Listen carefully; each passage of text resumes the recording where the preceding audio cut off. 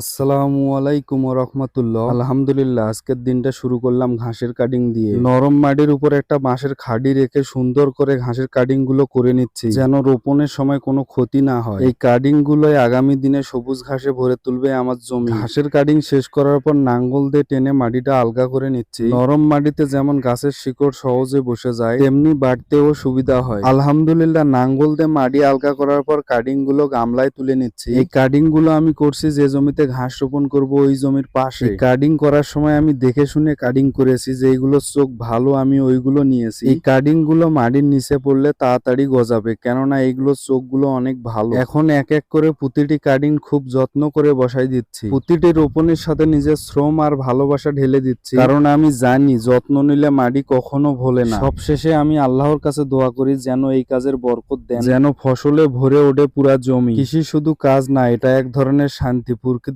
সঙ্গে ঘনিষ্ঠ সম্পর্ক।